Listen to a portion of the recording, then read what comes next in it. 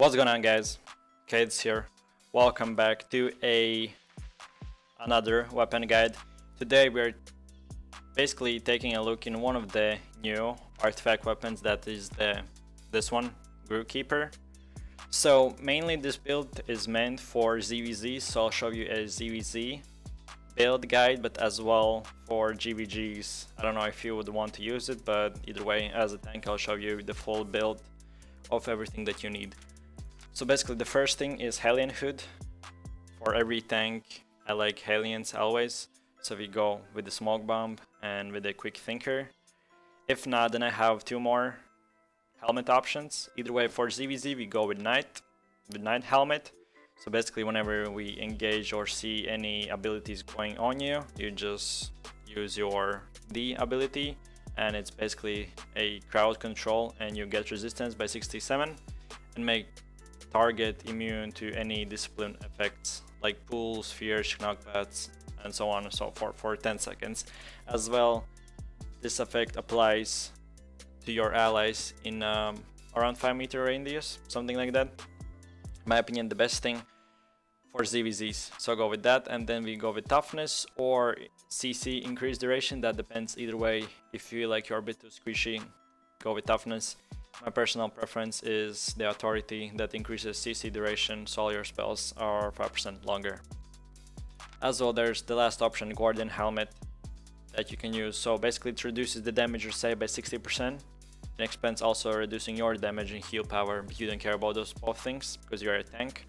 So mainly the focus is to stun, to sleep, or do whatever as a tank, but not to do damage. So that's why all these three options are the best. In my opinion, for ZVZs, go with Knight's helmet. In my opinion, the best and really cheap. Then the second is the Guardian armor. There are two options as well. Either way, this one, Guardian armor, or the Windwall chest piece. So Knight's armor as well is really good. Both of them depends. Best for ZVZs, it depends. Sometimes this R is really good, so it like creates a 7-meter aura around you, and it lasts for 5 seconds. And if enemies are standing in that aura, they're doing 60% less damage to you and are slowed by 15%. So in my opinion, if you can do really good engage, pop this thing, and you're close to enemies that you always should be, they're doing basically 40% damage for those 5 seconds. And then we go with authority, so 10% even more increased CC duration. Of course, toughness is an option as well, but still I think even if you are a bit too squishy, go with authority. Maybe in helmet you could go with toughness, but for the chest piece 100% go with CC duration. As well, for Windwall the same thing, just pick the Windwall ability. Then the Druid Sandals. Druid Sandals are really good. In ZVZs you can just, you know, pick cheaper thing, but still if you have leveled up this, you can go with that. Just go with the run or energy sprint, depending on what you want to do for ZVZs. For a GVG build, go just with the Frostwalk. I'll show you what it does in a second as well. And then we go with cast speed. Basically you could go with increased damage and heal power, but you don't do those things, so only thing that you can do is cast speed. Of course, if you have more things like increase your health or whatever, you didn't pick those. But for the tier 4, only 3 options. Then the fourth thing is the weapon itself. So we go with the first Q. Basically first Q instantly slows the target for 32% for 10 seconds. Also deals a bit of amount of damage. Then we go with the second W. That's basically slowing charge. So it's like a dash ability. You know, like there's blood letters and stuff, so it's like a dash. So you dash either way, use it offensively or defensively to engage on someone or not. And for ZVZs, the best would be, in my opinion, the knock. So basically you like put someone to sleep. In my opinion, it's really good putting someone to healers. Of course, you need to communicate with your team. Attack whenever you're putting someone to sleep, because if you attack the guy who you sleep or you do anything to him, it will remove the sleep ability, so just go with sleep. For ZVZs and stuff, slowing charge. Heavy cleave It's still an option, but in my opinion tanks shouldn't do any damage, so go with dash or with sleep. Then of course the ground pound, we cannot pick anything else, so we go with that. So it's ability that is as well as a dash, but everyone that you dash through gets stunned, and each enemy hit will also increase your resistance by 73, and in my opinion that's huge. And they will of course be stunned for quite some time.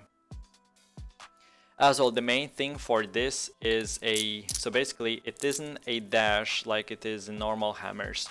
It's basically a 2-second cooldown or a second cooldown.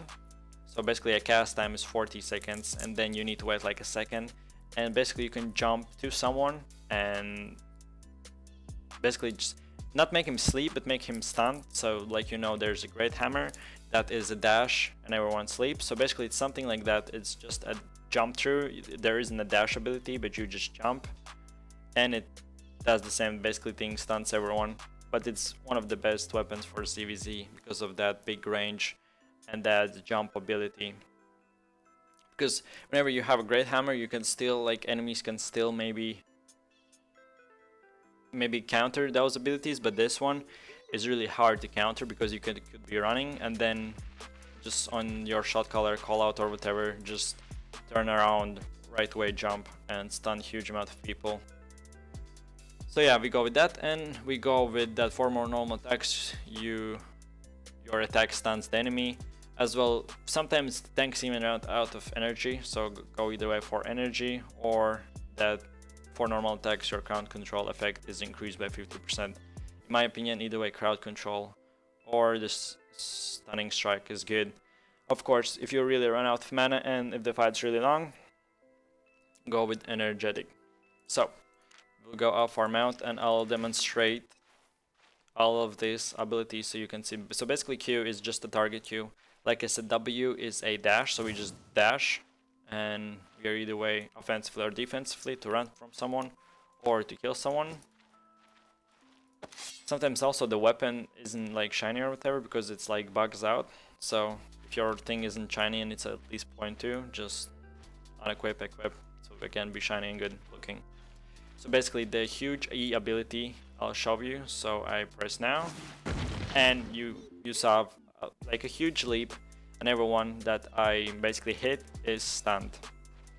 And of course my crowd control is increased by 67. Then at the same time, whenever we do that, we can pop our chest ability, and basically everyone who is in this purple circle is doing 40% damage from what they could be doing 100.